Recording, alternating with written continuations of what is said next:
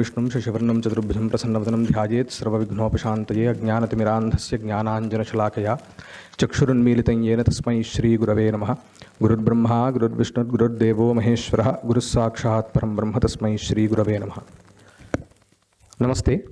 So I was set to actually give an introduction and overview about how actually the traditional Shastric and Vedic studies happen. And moreover, it's not about just giving an information about where do we start and how do we proceed, but is there any rationale for that, or is there any concept behind why do we start somewhere at point A and why do we head further? So I thought of just bringing contemplating upon the actual concept. Why? Because normally what happens is nowadays in pedagogy, byhearting is prohibited by many, or it is being saying like, no, byhearting is not a good thing to do while your kids, you have to actually explain them to the concepts. So byhearting is not that preferable and etc. So, but in the traditional learning, byhearting is where we start actually. So why is that? Is there any rationale behind it? So these were all my thoughts. And why do we not start Shastra Adhyayana at a very tender age? Why is the Vedic learning is started with, and then further why afterward we proceed towards Shastric Adhyayana and etc. So I thought of going around some of the content from Arthashastra and others where I can actually bring in some concept behind the whole this thing. So before going into the actual curriculum, where do we start and all that, I just wanted to just start with something which we can relate with. So this is a very famous this thing about data management and data science. Where do we start? So it's a DEDW Pyramid, which is like data, information, knowledge, and wisdom. So how do it actually transcends from one level to the another. So data is just raw, unprocessed information. It's just bytes and without any context. When you actually give some context to that data, it becomes information. So from information, when you internalize it, then it becomes knowledge. And knowledge is not sufficient. Again, another level of analyzation happens, which actually turns into wisdom, based on which we actually take our any judgments or anything. So it starts from very mundane things like whether you have to take an umbrella while going outside, to what you have to do in your career path next after completing your graduation and etc. So everywhere this structure is actually there. So there are many means how actually data actually transforms into information, that into knowledge, that into wisdom and etc. So first, and another thing that we have to understand here is internalizing of knowledge. That is, which we call it as, even we can call it as experiential knowledge. So knowledge, having knowledge peripherally is different from actually internalizing it, experiencing it. So one such as we call it as muscle memory. So making into that level some things. So these happen in a very day-to-day issues like, whenever you see a snake while you're walking, you just stop. You don't need a process for that. You just see a snake, you stop because you have internalized, you have experienced the fear of actually getting bitten by a snake. So you got internalized, so you're just reacting to it. So these are very small things. But if we go into more deeper concepts about our Upanishads or anything, say, because like Brahma Bhavapatti, we say it as the experience of one's own self. So these are very distant and very abstract concepts, and they are all said to be Anubhavaika Vedyas. So even in the Upanishads also have a limit till which stage that the Upanishadic knowledge can take you. is only till the paroksha anubhuti of yourself, not the pratyaksha anubhuti. Even then, because it is called as advitiya bhavapatti. So advitiya means there should not be anything else. So even Upanishad also becomes the dvitiya. So you have to even renounce Upanishad also, which knowledge actually has taken to you till that point. You have to even leave that. Then only you can have the experience of yourself. So this is what is say. So so many things are actually like the dharmamegha samadhi or types of samadhis. These are all actually given. They are all given a very great description, but you don't understand unless you actually follow those steps and experience for yourself. So experiencing knowledge is of the highest level. So where do we start? We actually start with collecting pieces of data. And then, we have to have, so it is a stepwise, you cannot actually, first you need to have some data based on which you have to make it or transform it into information, knowledge and wisdom. So where do you start? So that is why we start with byhearting in the tender age, because not that much of analytical skills that are there with the kids at that point in time. So we do have something like that. Yeah. So what is the Vedic method actually said in the Upanishads is Atmavare Drashtavya Shrotavyo Mantavyo Nididhyasitavyo Maitreyi. So this is the Upanishadic Upadesha given. How do you actually experience yourself? By Shravana, Manana, Nididhyasana. Why these steps? Why it cannot be Nididhyasana, Manana and Shravana? Why should it start with Shravana? So what is actually Shravanam? What is Mananam? What is Nididhyasanam? So Shravanam is, the etymological meaning would be just to hear something. So it's a verbal perception that you actually, verbal testimony. But it's not, we may not take it only as verbal testimony, we can take it as a preliminary knowledge. So in a classroom scenario, some distant, some abstract concept is actually introduced to the students for the first time in their life. The students don't ask any questions in the first lecture itself, because they need to actually they have to first actually know what the basic things are all about. So first what do? You have a preliminary knowledge. So after having the preliminary knowledge, you then start analyzing or validating that preliminary knowledge, whether that is logical, whether that has any reason behind it, and etc. So Shravanam is preliminary knowledge, and after that you are said to do Mananam. Mananam means Hetubhihi Anumatavyaha. This is what the Shastra says. So you actually validate that knowledge, the preliminary knowledge, with the logic, with the help of logic. Whether this is right or wrong, how could this be logically not, no, this could be not be right, because you are saying that something you can only experience. If you can only experience, then why are you actually saying it, and etc. So then you have to have lot of churning in that stage. So the purpose of Mananam is to actually get rid of all the doubts that emerge from the preliminary understanding. So you have to get rid of all the doubts in order to get to the Siddhanta or the boiled down content. What is it all about? So once you are through that phase, what happens is you actually at least get to know that, okay, this concept is all about this. So this is the Siddhanta. So this is the conclusion out of this. So then what you have to do, you have to internalize that knowledge. You have to take it to the level of the experience. So for that, what did you do? You do Nididhyasana. So Nididhyasana is actually Dhyana. So what is the definition given to Dhyana in the Shastras is Vijatiya Pratyaya Anantarita Sajatiya Pratyaya Pravahanukula Vyaparaha. So pondering upon one concept without the hindrance of the another concept. So you are just concentrating upon the outcome of your Manana stage, so much so that you are not letting any other thought to come to you in that process. So once you are concentrating in that level, what happens is you actually internalize. That means, when do you know you are in the level of Nididhyasana is, someone asks you a question about your core topic without any time, it just comes out naturally to you. The answer comes out naturally to you. So it happens to many people.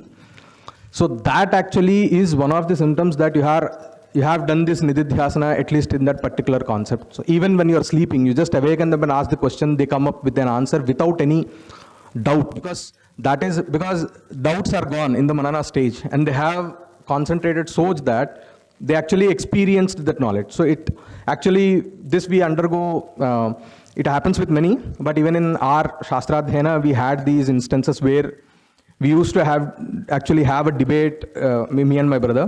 We used to not get to the conclusion, the doubt used to be there. And in Swapna, we used to get the answer. So you just wake up then and say, yeah, this is the, no, this is the answer for that. So that is how actually, that means you are so much connected to that particular topic that whether you are conscious or not, it doesn't matter, but the process actually happens inside, internally. So this is nididhyasana, where you actually own that actually knowledge. So owning the knowledge, experiencing the knowledge is the highest form of it, anything. So coming to this knowledge can be called even as prajna. In Arthashastra, the anvikshaki or the tarkavidya, the prayojana or the objective of it is to have prajna vakya kriya vaisharadyancha karoti. So this is what the Arthashastra says, Kautilya says. So prajna vaisharadyam, vakya vaisharadyam and kriya vaisharadyam happens if you actually undergo the study of anvikshaki. So what is prajna? Prajna is classified into two prajnas. One is sakhandopadhika prajna and the second one is akhandopadhika prajna. So what is sakhandopadhika prajna? The ability to define and express knowledge. And akhandopadhika prajna is experiential knowledge which cannot be expressed by a layman who doesn't has any training in the Shastras. So suppose I may actually ask you a question, whether you all experience sukha and dukkha. I think yes, everyone will experience, because that is the whole essence of day-to-day life. There are only two things that we actually experience in our day-to-day life, sukha and dukkha, and whatever we do, we try to achieve sukha and we try to abstain from dukkha. So this is what is all the life all about. If I ask you a question, can you define sukha? A person who is not trained in the Shastra cannot define sukha. He can say that sukha is this, sukha is that, but he cannot give a definition of sukha. So there are many experiential things in our life which are called as akhandopadhika prajna to us. So some of the knowledge is akhandopadhika prajna for us, which is inherent, which is natural to many people. And sakhandopadhika prajna happens by the training of the knowledge. So if you are trained in Nyaya Shastra, you will be trained how to define things. What is the definition of a definition?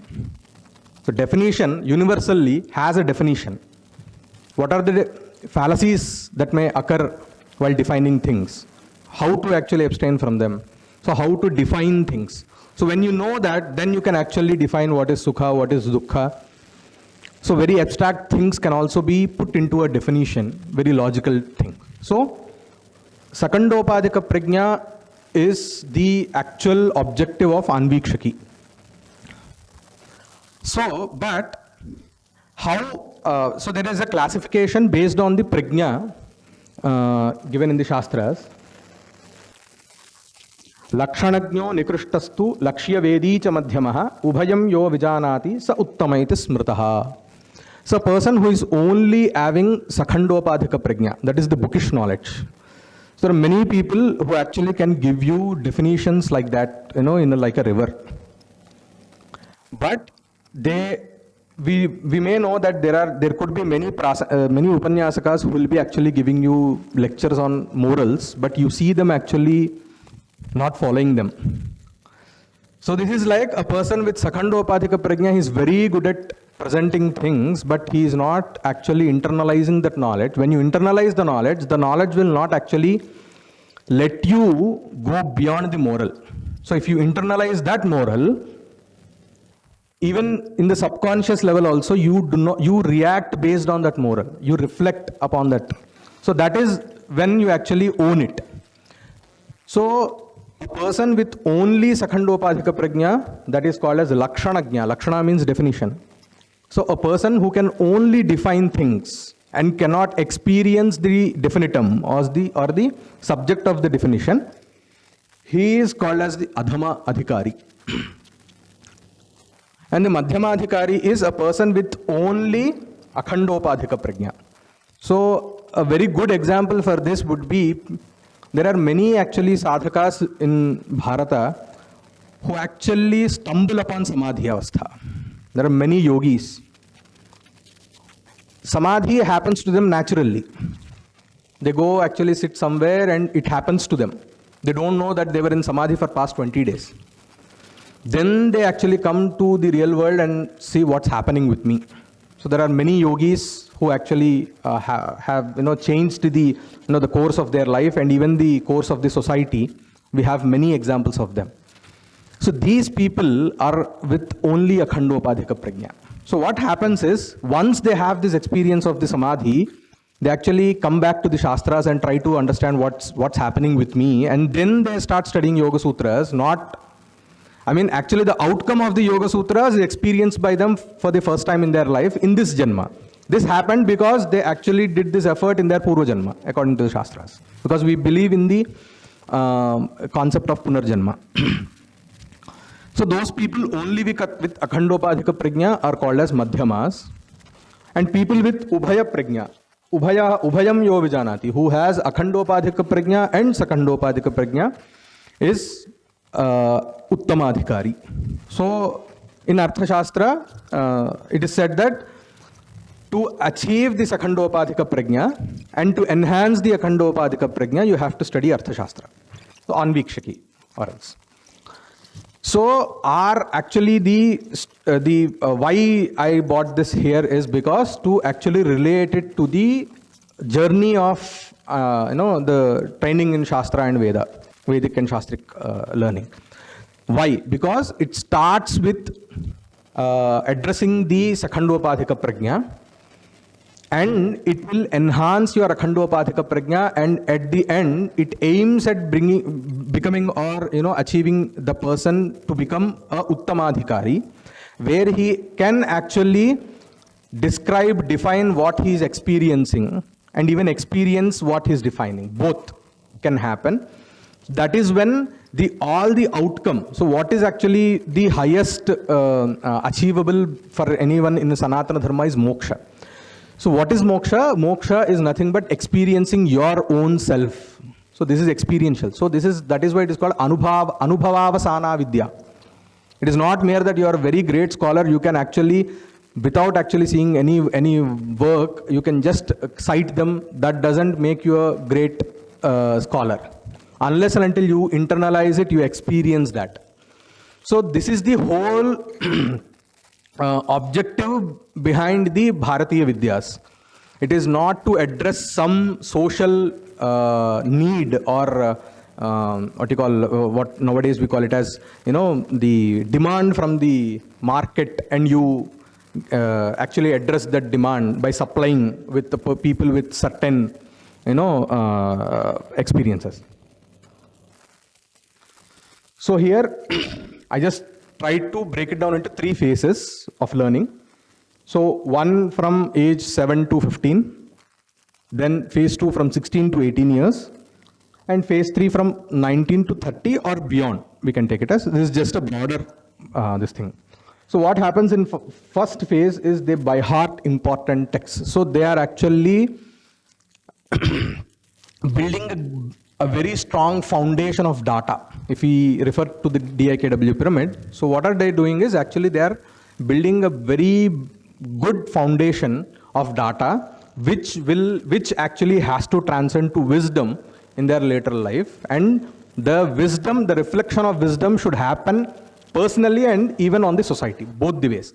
So each and every person, according to the Shastras, what I feel is they have 2 journeys. One is a personal journey towards moksha, and the second journey would be as an entity of a society and what actually he's contributing to the society also. So both the needs have to be addressed, wherein actually the Vidya can actually give him, enable him. So in the second phase, they try to actually contemplate or validate or try to have, get the skill set preliminary understanding happens, and they'll be given some understanding of the skill set where they can actually enhance their understanding in the further stages. In the third stage, refined understanding happens because they are having data, information, and knowledge, and they are now actually being trained to actually transform that knowledge into wisdom. So I've just given taken three scenarios. This is very on a broader this thing I've taken because keeping the time in mind. So first is how the Shastradhyayana normally happens. This is the ideal this thing. It's a roadmap. It is not possible for each and every student to have this roadmap, but this is the roadmap. In the first stage, from 7 to 15. Why 7? Because until 7, not much of focus is given to actually, they have to go under education, very serious, rigorous thing is not normally done because only after Upanayana at the age of 7 that happens, that starts, it's naturally. 5 or 7 you can take it as. Until then they are actually said to be brought up like kings. Until 5 to 7 years. So the kids are kings in the house. So they do whatever they want. They actually have to have their own, up to their will. Actually, maybe you will get to know what their basic character and personality are and etc. And on 7th, from starting from 7 to 15, Vedadhyayana happens. So which is the base fundamental understanding. So in Vedadhyayana what happens normally is they just by heart. They just by heart. Not an iota of what they're by hearting is being taught at that particular stage. And then Pratishakhya. Pratishakhya is the grammar of the Vedas, a separate grammar. Other than the Paniniya grammar, we have Pratishakhya grammar. So which actually addresses each and every linguistic aspect of particular Shakha of the Veda. They need to know this because for their further Adhyayana of the Padapatha and Vikriti Patha, this Pratishakhya Adhyayana is a very key to that. So what is Padapatha? So you have Samhita, Brahmana, Aranyaka and Upanishad as Vedas. So you have a Padapatha, that is the bifurcation of each and every Pada in the Samhita Patha, which is called as the Padapatha. So to know Padapatha, you need to know Pratishakhya. So that is why Pratishakhya is taught, then Padapatha. Then we have the Vikriti Pathas, so which is called as Krama, Jata, Ghana, Shikha, Mala, Dandi and etc. And it is said that Ravana Brahma is the creator of this Vikriti Pathas, where it is more like a 1, 2, 2, 1, 1, 2, 2, 3, 3, 4. So it goes like that. So this is actually another step to strengthen the by-hearting thing. So you are actually playing with the words. So that is what happens in Vikriti Patha. So it becomes, so you are internalizing that by-hearting. So it's the next level of by-hearting. And at the same time, Shabdamanjari. Shabdamanjari is the basic work where all the Shabda Rupas in Sanskrit and the Dhatu Rupas are also there. Even in this stage, it is said to be that you go by heart and come. So that is also done in Ramaha Ramo, Ramaha Ramam, Ramo Raman, this way. So it is not to be done like Ramaha Ramo, Ramaha. You have to start from Rameshu, Ramayoha, Rame, Ramanam, Ramasya, Ramasya, Ramayoha, Ramasya. So Anuloma, Viloma, you have to play with the words so that each and every rupa of each and every word should be actually engraved with yourself so that you don't have a doubt of that particular when you encounter it in the actually in the the actual case where you actually apply that knowledge. And then Samasa Kusumavali, it is about the compound words. So it's a work of compound words. You get introduced to Samasa. So these, in a gradual way, they are being introduced to the linguistic aspects also, but not to analyze them, but to actually first internalize those texts in the text form. And then we have Siddhanta Kaumudi, which is a preliminary work of Vyakarana Shastra. Even there, this Siddhanta Kaumudi is said to be by-hearted. The Patha of Siddhanta Kaumudi will happen afterwards in the lateral phases. But first you have to, what you have to do?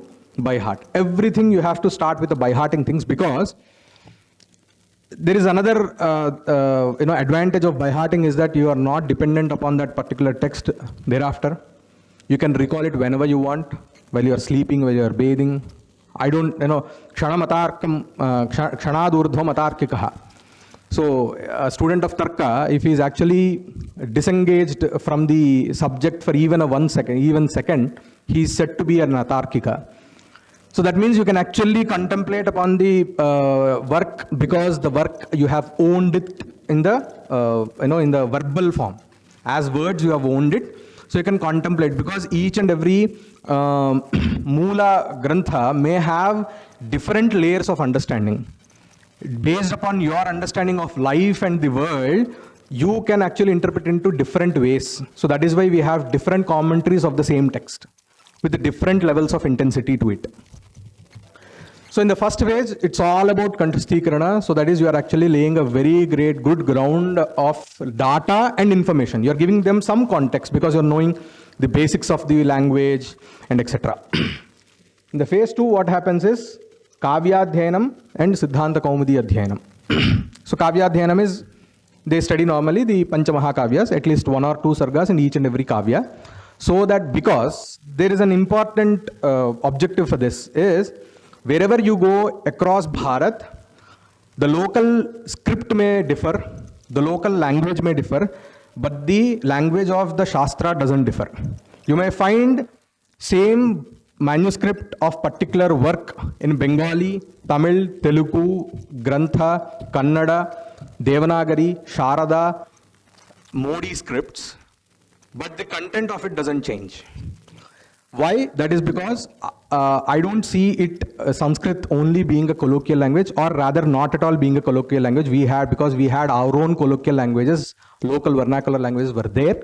But wherever you go, until then, even in Vakyarthasadas, after the Vakyarthasadas, we may have a Kannadiga speaking in Kannada, Malayali speaking in Malayali, and etc. But once we again come there, our language is Sanskrit.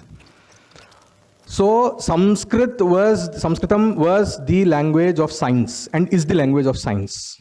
It is not just a colloquial language, it is language of science. So it was developed in such a way. So in the second phase, what happens is you actually enable yourself with the proficiency in the language of the Shastra, because that will be useful in the next phase. So what happens? The first phase, subjects of first phase are in the language of Sanskrit. So you have owned the text, and now you are actually being equipped with the tools to analyze that particular text, to understand that particular text. And at the third phase, they start with Nyaya Shastra, then study Purva Mimamsa and the Uttara Mimamsa. This is one case scenario I am just giving. It could be if the person's core subject becomes Vyakarana, then afterwards he or she will start studying the Vada Granthas in the Kaumudi, in the Vyakarana Shastra, Mahabhashya, Shabdendu Shekhara, Laghu Shabdendu Shekhara, and etc. So, but this is just one scenario. That is why I said this is one scenario where you start your study with Nyaya Shastra. So it is like normally in the the older scholars actually give a simile of salt. Nyaya Shastra is like salt. You cannot eat salt independently, nor you can eat any other dish without salt. So Nyaya Shastra that is why it is called Sarvak Shastropakarakam. So it is used in all the other Shastras also, because the language, the expression, the scientific expression or the Shastric expression is embedded in Nyaya Shastra. So that is why even though it could be a work of Mimamsa or Vedanta, but the technical language, technical jargon comes from the Nyaya Shastra. Even the way actually you write a Shastric work, it has concepts from Nyaya Shastra to be known, to actually understand the flow of it. So then they study Nyaya Shastra, Purva Mimamsa and Uttara Mimamsa. This is one case. So why Nyaya Shastra, then Purva Mimamsa and then Uttara Mimamsa? So Nyaya Shastra, you are actually having the base of understanding how to actually apply the logic and etc. Then the higher level of logic is discussed in Mimamsa, Purva Mimamsa, and that is related to Karma Kanda. And then comes Uttara Mimamsa, so which is Jnana Kanda, where it actually addresses the highest achievable, that is the Parama Purushartha Moksha. So in order to actually understand until then, you need to have the understanding of all this. And Upanishads, they are again part of Veda. So Veda Dhyana, you are actually given the data of Upanishads there. You owned that. You are given the tools to actually extract the meaning of it. Even though you have to understand the Shankara Bhashya, you need to understand Nyaya Shastra. You need to know the language in it, the beauty of the language, the beauty in which Shankara Bhagavad-pada actually puts forth the viewpoints. So you need all this background work for that. You can actually try to contemplate upon that understanding and actually internalize it and experience it. So this is one scenario. So in the other second scenario, we have great legacy of Nityagnihotris. So where they do the Agnihotra all their lives, there are different kinds of yajnas. So this is moreover like the practical application of the Purva Mimamsa. So the first phase is the same. In the second phase, in addition to the Kavya Adhyayana and Siddhanta Kaumudi Adhyayana, they study the Shrauta Sutras and the Dharma Shastras. Because Shrauta Sutras are where actually the details of how a Shrauta Karma has to be performed are there. And even then, another Dharma Shastra, because Dharma Shastra is very much related to these Agnihotra Karma, Anushtana and etc. And in the third phase, they start doing the Nityagnihotra, then do Agnyadhana, then perform 7 Paka Yajnas every time with 7 Soma Samsthas and 7 Havari Yajnas. So there is a lot of, this is not as easy as now actually pronounced saying that 7 Soma Samsthas. Each and every Soma Samstha, it will take a lot of effort. You know, starting from 7 days to 40 days, a yaga may happen. In 7 days, there is a rigorous, many niyamas that they have to undergo and etc. So it's not an easy task. You need, that is why Arthi Samartho Vidwan, who is an adhikari to actually perform this, Arthi Samarthaha Vidwan. Arthi means a person who actually has to know how to perform that ritual, which is actually addressed in the phase 2. Samarthaha, he should be physically fit. So that shows that you have to be physically fit. Without being physically fit, you cannot perform, because you have to at times run from one satra to another satra. You have to jump at times. You have to sit down, stand up hundreds of times. So you need to have a lot of physical stability and physical fitness has to be there. And Vidwan, Arthi Samartha, Arthi means you need to have the desire to actually perform that particular ritual. So this is the second case scenario. And the third one is where the another this thing of the advanced study of Vedic knowledge is Veda Bhashya Adhyayanam. So in that, with the Kavya Adhyayanam and Siddhanta Kaumudi, then they actually study the other Vedangas. We have 6 Vedangas. So Siksha, Kalpaha, Vyakaranam, Chandaha, Niruktam, Jyotisham. So actually they study all these. So even now we are actually fortunate to have this tradition of Dashagranthi Ghanapathis. So where Dashagranthi means all the 6 Sharangas and the 4 parts of Veda. It is called as Dashagranthi. So even in Maharashtra and Tamil Nadu, we now do have Dashagranthi Ghanapathis who actually master all the aspects of Vedic this thing realm. So once they actually understand, they go through all this in the second phase. In the third phase, they actually study the Veda Bhashya. So the Veda Bhashya, before Veda Bhashya, there is another superlative, this thing called as Varanakrama Adhyayanam. So you have the Vikriti Adhyayanam. Upon that, there is Varanakrama Adhyayanam, which is like each and every syllable in the word has a Devata, Adhidevata, Pratyadhidevata, and the Matra, whether it is 1 Matra, 2 Matras, 3 Matras. So if it is Bharati, it is Bhakarottara, Akarottara, Repottara, Akarottara, Takarottara, Ikaraha, Ikarottara, Visargaha. So each and every Bhakara has a Devata, Adhidevata, Pratyadhidevata. If it is Bha, it is 1 Matra, A is 2 Matras. So each and everything of each and every syllable in the Samhita is Varanakrama. They master that. So after Varanakrama Adhyayana, they do Veda Bhashya Adhyayana, which is the commentaries or the Bhashyas of the particular Veda. So this is one aspect. So this is just 3 scenarios that I have taken, where one is Shastra Adhyayana, one is Karmanushtana. So that is why if you actually see, here it is 20 to 25 the age, the phase 2. But in the phase 3, it is age 19 onwards.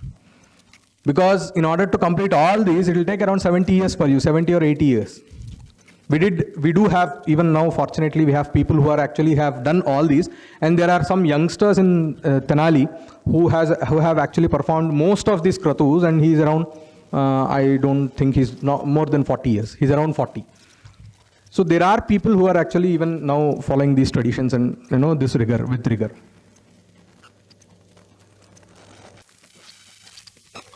So if we actually refer to the pyramid, so the phase 1 is, in the first 2 levels, data and information. The phase 2 will address the information to transform into knowledge, and phase 3 will transform that knowledge into wisdom, where you actually can internalize and experience that particular knowledge. So, this is what Yadatra Saushthavam Kinchit Tad Guroreva Me Nahi, Yadatra Asaushthavam Kinchit Tan Mamaiva Name Guroho. If there is any virtue, that belongs to my gurus, and if there are any drawbacks, that belongs to me and none other than. Thank you very much.